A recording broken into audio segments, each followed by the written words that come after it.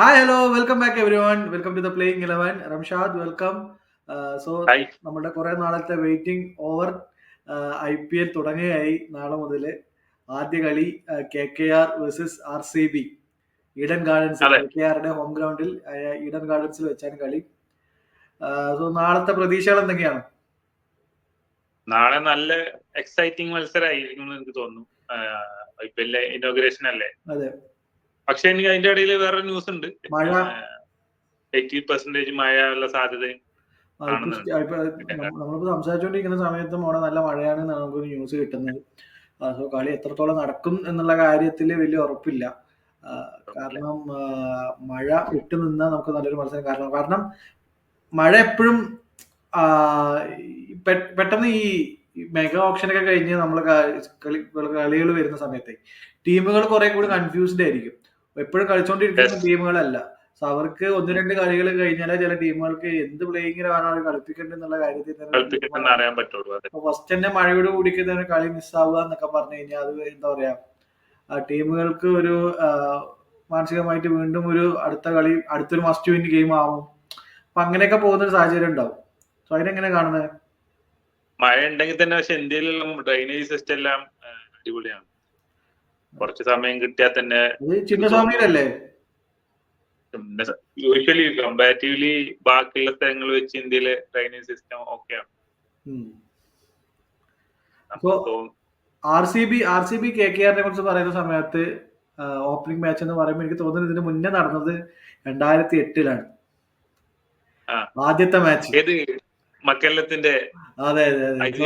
ആൾക്കാർ അന്ന് franchise cricket എന്താണ്, ഈവൻ 2020 ആയിട്ട് കുറച്ചുകൂടി സുപരിചിതമായി. കാരണം ഇന്ത്യ 2020 വേൾഡ് കപ്പ് ജയിച്ചത് കൊണ്ട് 2020 കുറച്ചുകൂടി സുപരിചിതമായി. പക്ഷെ ഈ ഫ്രാഞ്ചൈസി ക്രിക്കറ്റ് നമുക്ക് ഫുട്ബോളിനെ കുറിച്ച് അറിയാം. ഫുട്ബോള് ഒരുപാട് ക്ലബ്സ് ഉണ്ട്, ഒരുപാട് ആരാധകരൊക്കെ ഉണ്ടെങ്കിലും ഈ ക്രിക്കറ്റ് ഇതിലോട്ട് വരുന്ന സമയത്ത് എങ്ങനെയായിരിക്കും എന്നുള്ള കാര്യത്തിലൊക്കെ ഒരുപാട് ആൾക്കാർക്ക് ഡൗട്ട് ഉണ്ടായിരുന്നു. പക്ഷെ ആ ഒരൊറ്റ മാച്ചാണ് എനിക്ക് തോന്നുന്നു IPL തലവര മാറ്റിയെന്നാണ് എന്റെ ഒരു വിശ്വാസം. ആ ഒരൊറ്റ മാച്ച്, അന്നൊരു മാച്ച് അതൊരു ഡബിൾ മാച്ച് ആയി പോയിട്ടുണ്ടായിരുന്നെങ്കിൽ ഇത്രയും സ്വീകാര്യത അന്ന് കിട്ടിയിട്ടുണ്ടാവും എന്ന് എനിക്കറിയില്ല. അന്ന് ഇതുവരെ കാണാത്ത തരത്തിൽ ഒരു എക്സ്പ്ലോസീവ് ബാറ്റിങ്ങും കാര്യങ്ങളും, പുതിയൊരു ക്രിക്കറ്റ്, പുതിയൊരു ഗെയിം പോലെയാണ് ആൾക്കാർ കണ്ടത്, പുതിയൊരു സ്പോർട്ട് പോലെ. സോ ആ ഒരു മെക്കല്ലത്തിന്റെ ഇന്നിങ്സ് ഇന്ന് 18ാമത്തെ വർഷം ഈ കൊടികുത്തി IPL ലോകത്തിലെ നമ്പർ 1 ക്രിക്കറ്റ് ലീഗായി നിൽക്കുന്നുണ്ടെങ്കിൽ അതിലെ വലിയൊരു പങ്ക് മെക്കല്ലത്തിനുണ്ട്, അന്നത്തെ KKR ആൻഡ് RCB ടീമിനുണ്ട് എന്ന് ഞാൻ വിശ്വസിക്കുന്നു. അതെ. അല്ല, അതിനുശേഷം ഗെയില് 175 അടിച്ചില്ല പൂനെ വാരിയേഴ്സിനെതിരെ. അതുവരെ അതന്നെയായിരുന്നു ഫസ്റ്റ് ഏറ്റവും വലിയ സ്കോർ. നമ്മൾ തന്നെ കണ്ടാക്കി തിരിച്ചുപോയി. ഇതിപ്പോ എന്താ, നമ്മളൊക്കെ അതുവരെ വൺ ഡേയില് നമ്മൾ കാണല് 250, 260 ഒക്കെ 50 ഓവറിലെ കാണല്. ഇത് 20 ഓവറിൽ തന്നെ 10-200 റണ്ണ് പ്ലസ് കയറുന്നത് നമ്മൾ കണ്ടാക്കി വണ്ടടിച്ച് പോയതാ കുട്ടിക്കാലത്ത്. സോ ആ ഒരു മാച്ച് അതിന്റെ ഒരു തുടർച്ച ആയിരിക്കും ഈ മാച്ചിനൊക്കെ യോജിച്ചാണ് നമ്മൾ ഇരിക്കുന്നത്. പക്ഷെ അറിയില്ല മഴ എത്രത്തോളം വില്ലനായി വരും എന്ന്. മഴ വിട്ടു നിൽക്കട്ടെ, മഴ വിട്ട് നമുക്ക് നല്ലൊരു മാച്ച്. നമുക്ക് മഴ നടക്കില്ല എന്ന് വിശ്വസിച്ചിട്ടുള്ള കാര്യങ്ങൾ നമുക്ക് ചർച്ച മുന്നോട്ട് കൊണ്ടുപോകുക. RCBക്ക് അത്ര നല്ല റെക്കോർഡൊന്നും അല്ല KKRനെതിരെ ഉള്ളത്.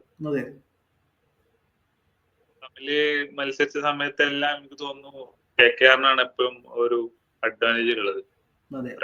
ടീം ബാലൻസ് നോക്കുകയാണെങ്കിലും ഇപ്രാവശ്യം KKR തന്നെയാണ് RCBനെ വെച്ച് നോക്കും.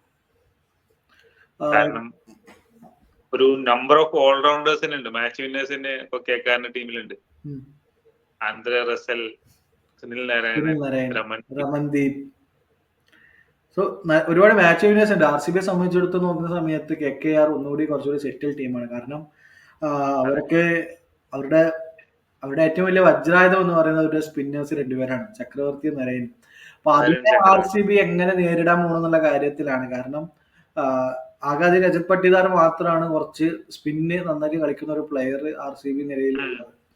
സോ അങ്ങനെ വരുന്ന സമയത്ത് ഈ ചക്രവർത്തിയുടെയും നരേന്റെയും ബോളിങ്ങുകളിൽ അവരുടെ വേരിയേഷൻസിനെ എങ്ങനെ ഇവർ നേരിടും എന്നുള്ള കാര്യത്തിൽ പ്രശ്നമാണ്. കാരണം ലിവിങ്സ്റ്റൺ അത്രയ്ക്കും നല്ല പ്ലെയർ അല്ല സ്പിന്നിനെതിരെ, ഫിൽസാൾക്ക് അത്ര നല്ല പ്ലെയർ അല്ല.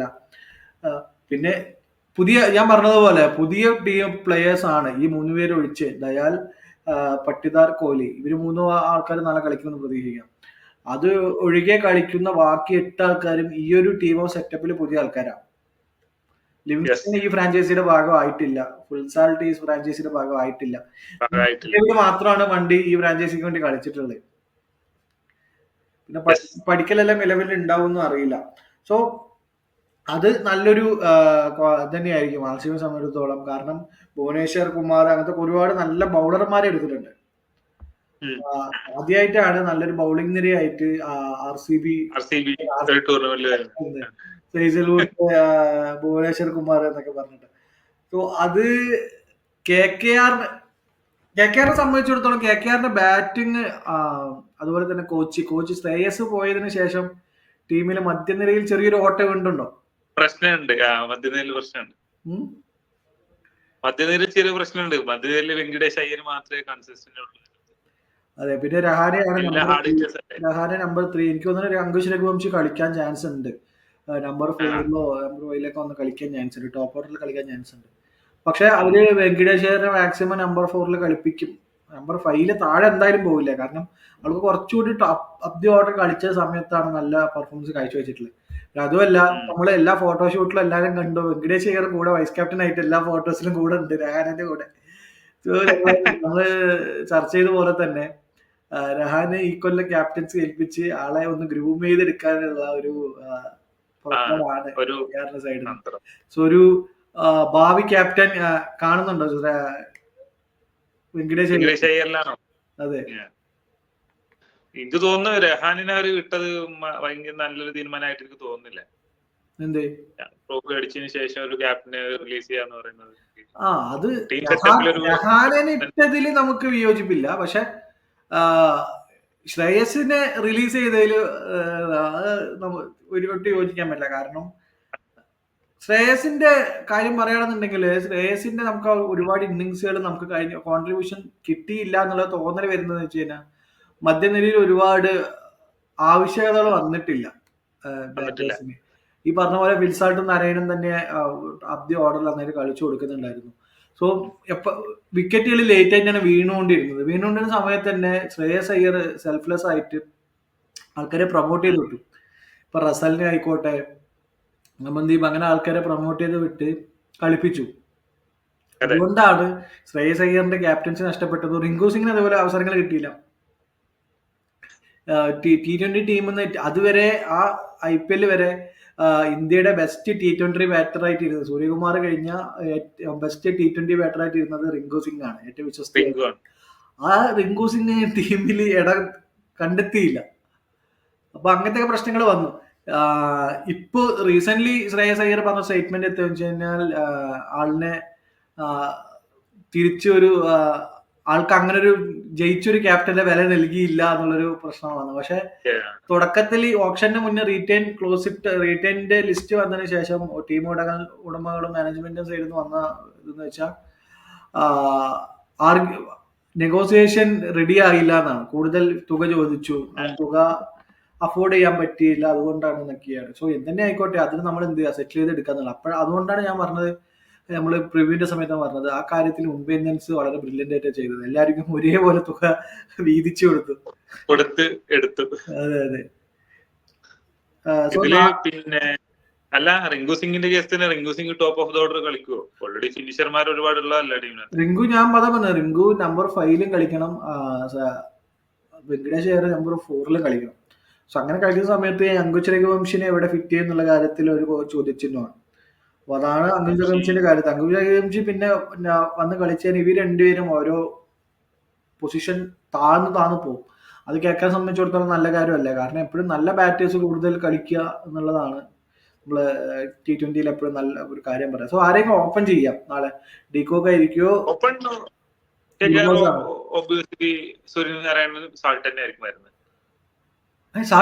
സാൾട്ടൊക്കെ ടീമിൽ നിന്ന് പോയി.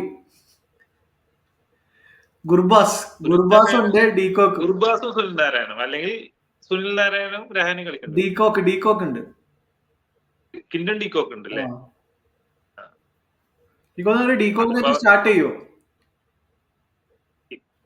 എനിക്ക് തോന്നുന്നു ഡീകോക്ക് അല്ലെങ്കിൽ ഗുർബാസ് ഒരു ലെഫ്റ്റ് ആൻഡ് റൈറ്റ് കോമ്പിനേഷൻ ആണ് നല്ലത്. അപ്പോ ഗുർബാസിനെ കളിപ്പിക്കണം എന്നാണ് ഒരു എൻ്റെ ഒരു ഫേവറേറ്റ് താല്പര്യം. പക്ഷെ എനിക്ക് തോന്നുന്ന ഒരു ഡീകോക്കിന്റെ എക്സ്പീരിയൻസിന് പോകുന്നതാണ് തോന്നുന്നത്. കാരണം ഡീകോക്ക് നരേൻ ഓപ്പൺ ചെയ്യാൻ. കാരണം ഈ ഫിൽസാൾട്ട്, ഈ പറഞ്ഞ ഫിൽസാൾട്ട് ഇപ്പൊ നേരെ എതിർവശത്താണല്ലേ. KKR എതിരെ മത്സരിക്കുന്നത്. കാരണം കഴിഞ്ഞ KKRന്റെ കപ്പ് ജയിക്കാൻ ഏറ്റവും നിർണായകമായ ഒരു പ്ലെയർ ഇപ്പുറത്തെ RCBന്റെ കൂടെയാണ്. അതന്നെയാണ് ഈ ഫ്രാഞ്ചൈസി ക്രിക്കറ്റ് ബ്യൂട്ടി എന്ന് പറയുന്നത്. സോ അവിടെ ഓപ്പണിംഗിൽ വലിയ ചോദ്യചിഹ്നമൊന്നുമില്ല. അവിടെ ഈ പറയുന്ന പോലെ ഫിൽസാൾട്ട് വിരാട് കോഹ്ലി തന്നെ ആയിരിക്കും. സോ പ്ലേയിങ് എലവൻസ് നമ്മൾ ഡീറ്റെയിൽ ഡിസ്കസ് ചെയ്തതാണ്. നമ്മൾ ഇതിന്റെ മുന്നുള്ള വീഡിയോസിലുണ്ട്. RCBയുടെയും KKRന്റെ എല്ലാം വീഡിയോസിൽ നമ്മൾ പ്ലേയിങ് ഇലവൻ കറക്റ്റായിട്ട് നമ്മൾ ഡിസ്കസ് ചെയ്തിട്ടുണ്ട്. ആ പ്ലേയിങ് ഇലവനോടെ തന്നെ ആയിരിക്കണം ഈ കളികളിൽ ഫസ്റ്റ് മാച്ചസ് പോവുക. അതാണ് നമ്മൾ വിചാരിക്കുന്നത്. അതിലുള്ള ഒരു മേജർ അപ്ഡേഷൻ സുയാ ശർമ്മ അല്ല എന്നുള്ളതാണ്. സുയാ ശർമ്മ ഇല്ലെങ്കിൽ സ്വപ്നിൽ സിംഗ് RCBക്ക് വേണ്ടി കളിക്കും. പിന്നെ KKRന്റെ സൈഡിൽ ഉമ്രാൻ മാലിക് റൂൾഡ് ഔട്ട് ആയി. പകരം ചേതൻ സക്കരിയെ കൊണ്ടുവന്നിട്ടുണ്ട്. സോ ചേതൻ സക്കരി നന്നായിട്ട് ഒരു RRൽ ഒരു സീസൺ ബോൾ ചെയ്തു. പക്ഷെ പിന്നീട് അങ്ങോട്ട് ഒരു അവസരങ്ങളൊന്നും കിട്ടാതെ ഒരു പ്ലെയറാണ്. ടീമിലേക്ക് വരാൻ കൊൽക്കത്ത എങ്ങനെയായിരിക്കും? ഇവർക്ക് ഒരുപാട് ഓപ്ഷൻ ഉണ്ടല്ലോ ഓപ്പണിംഗിലേക്ക്. Kolkata de Kock and Narine, number 3 Rahane, number 4 Venkatesh Iyer, number 5 Rinku Singh, number 6 Rovman Powell, number 7 Ramandeep Singh, number 8 Harshit Rana. Rovman Powell വരുമ്പോ അപ്പം ആന്ധ്ര റസലിന് ചാൻസ് ഉണ്ടാവില്ലെന്നാ പറയുന്നത്. സോറി, ഞാൻ പവലല്ല, ഞാൻ ആന്ധ്ര റസലിനെ ഉദ്ദേശിച്ചു. മാറിപ്പോയി പേര്. അല്ല, ആന്ധ്ര റസലും രമൺദീപും കളിക്കുന്നുണ്ട് അവരില്ലേ? ശരിക്കും പറയുന്ന ഒരു ഓൾറൗണ്ടറിന്റെ നില തന്നെയാണ്. അതെ, de Kock and Sunil Narine opening, Ajinkya Rahane number 3, 4 Venkatesh Iyer, number 5 വന്നിട്ട് number 5 Rinku Singh, number 6 Russell, number 7 Ramandeep. അത് കഴിഞ്ഞില്ല 4 ബൗളേഴ്സ് എന്ന് വെച്ചാൽ ഹർഷിത് റാണ, വരുൺ ചക്രവർത്തി, വൈഭവ് വരോര, പിന്നെ ആൻഡ്രിക് നോർക്കെ. നല്ലൊരു അഡീഷനാണ്. അതെ, ഇങ്ങനെ പോകാനാണ് അവരുടെ ഒരു ചാൻസ് ഉള്ളത്. ഇപ്പുറത്ത് RCBയുടെ കേസ് ആണെന്നുണ്ടെങ്കിൽ Virat Kohli, Phil Salt opening, number 3 Rajat Patidar, number 4 എന്റെ അഭിപ്രായത്തിൽ ജിതേഷ് ശർമ്മ നമ്പർ 4 വരണം, number 5 Livingstone, number 6 Krunal Pandya, number 7 Romario Shepherd, number 8 Bhuvneshwar Kumar, number 9 Yash Dayal, number 10 Hazlewood, number 11 നമ്മുടെ സ്വപ്നിൽ സിംഗ് ആണെന്നതിന് കുറച്ച് അബ്ദി ഓർഡർ ബാറ്റ് ചെയ്യും, അത്രേ ഉള്ളൂ. ഇതായിരിക്കണം 2 ടീമും നാളെ പോവുക. സോ എന്താണ് നാളത്തെ ഒരു മാച്ചപ്സ് പറയാം. മാച്ചപ്സ് പറയാനൊന്നുമില്ല. ടീം സ്ട്രെങ്ത് നോക്കുമ്പോൾ KKR ഒരുപാട് മുന്നിലാണ്. സോ നാളെ KKR ജയിക്കും. നാളെ KKR ആണ് വോട്ട്. KKR ജയിക്കുമെന്ന് എനിക്ക് തോന്നുന്നു. ഇവരുടെ റെക്കോർഡ് വളരെ മോശമാണ് KKR. സോ നാളെ KKR ജയിക്കുന്നതാണ് എൻ്റെ ഒരു തോന്നല്, എൻ്റെ ഒരു ഇൻഡ്യൂഷൻ. KKR ജയിക്കുന്നു. സോ നാളെ എത്രത്തോളം കളി നടക്കുന്നുള്ള അറിയില്ല. നടന്നാൽ KKRന് മുൻതൂക്കം ഉണ്ട്. ഞാനൊരു 56-44 മാർക്ക് കൊടുക്കും. 56% KKR, 44 RCB കൊടുക്കും. RCB വളരെ അടുത്താണ്, ഒരുപാടൊക്കെ ദൂരെയല്ല, വളരെ അടുത്താണ്. അവർക്കൊരു ഇൻഡിവിജ്വൽ പെർഫോമൻസ് ഇപ്പോൾ കോഹ്ലിയുടെ സൈഡിൽ നിന്നോ പട്ടിദാറിന്റെ സൈഡിൽ നിന്നോ ഒക്കെ നല്ലൊരു ഇൻഡിവിജ്വൽ പെർഫോമൻസ് കാഴ്ചവെക്കുകയാണെന്നുണ്ടെങ്കിൽ അവർക്ക് തീർച്ചയായും ഇത് മറികടക്കാൻ പറ്റും. നാളത്തെ ഞാനൊരു മാച്ചപ്പ് നല്ലൊരു മത്സരമായിട്ട് കാണുന്നത് ചക്രവർത്തി ആൻഡ് വിരാട് കോഹ്ലി. ചക്രവർത്തിയെ വിരാട് കോഹ്ലി എങ്ങനെ ടാക്കിൾ ചെയ്യും എന്നുള്ള കാര്യത്തിൽ നാളെ നല്ലൊരു വിരാട് കോഹ്ലി അല്ല RCB മൊത്തത്തിൽ എങ്ങനെ ടാക്കിൾ ചെയ്യുന്നുള്ള പ്രശ്നമുണ്ട്. അതോടൊപ്പം തന്നെ സുനിൽ നരേൻ ആൻഡ് നമ്മുടെ ക്യാപ്റ്റൻ, RCBയുടെ പുതിയ ക്യാപ്റ്റൻ പട്ടിദാർ. സോ പട്ടിദാർ നല്ലൊരു പ്ലെയർ ആണ് സ്പിന്നിന്റെ. സോ ഈ പട്ടിദാർ ഇവര് രണ്ടുപേരും എങ്ങനെ ടാക്കിൾ ചെയ്യും എന്നുള്ള കാര്യം നല്ലൊരു കോമ്പറ്റീഷൻ ആണ്. നരേൻ പൂർണ്ണ ശക്തമായി തിരിച്ചു വരുമെന്ന് കാണാം കഴിഞ്ഞ ദിവസം പോലെ. സോ നരേനും ഹേസൽവുഡ്, ഭുവനേശ്വറൊക്കെ എങ്ങനെ ക്വയറ്റായിട്ട് നിർത്താൻ പറ്റും എന്നുള്ളത് നമുക്ക് നാളെ നല്ല മത്സരം. ഉം. ഫാന്റസി പറ. ഫാന്റസി പിക്ക്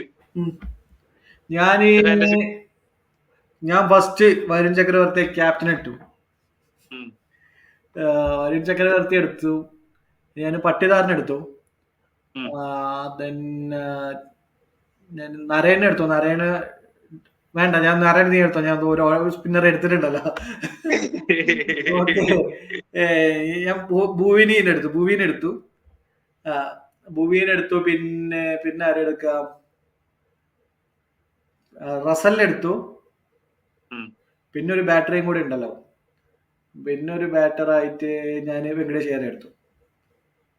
വെങ്കടേഷ് അയ്യർ. ഞാൻ ക്യാപ്റ്റനായിട്ട് വെങ്കടേഷ് അയ്യരെ കാണുന്നതാണ്. വൈസ് ക്യാപ്റ്റൻ നമ്മളെ സുനിൽ നരേൻ. പിന്നെ വിരാട് കോഹ്ലി, വരുൺ ചക്രവർത്തി, അജിങ്ക്യ രഹാനെ. പിന്നെ എല്ലാവരും എടുത്തോ? വേണ്ട. പിന്നെ റിങ്കു സിംഗ്. അത് മതി. 5 പേര്. സോ നാളെ നല്ലൊരു മത്സരം കാണാൻ പറ്റട്ടെ എന്ന് വിശ്വസിക്കുന്നു. സോ അത് കഴിഞ്ഞ് നമുക്ക് മാച്ചിന്റെ റിവ്യൂ ആയിട്ട് കാണാം. പോസ്റ്റ് മാച്ച് റിവ്യൂ ആയിട്ട് കാണാം. അത് കഴിഞ്ഞ് അടുത്ത കളികളുടെ റിവ്യൂ ആയിട്ട് കാണാം. So winding up. Thank you Ramshad. Thank you.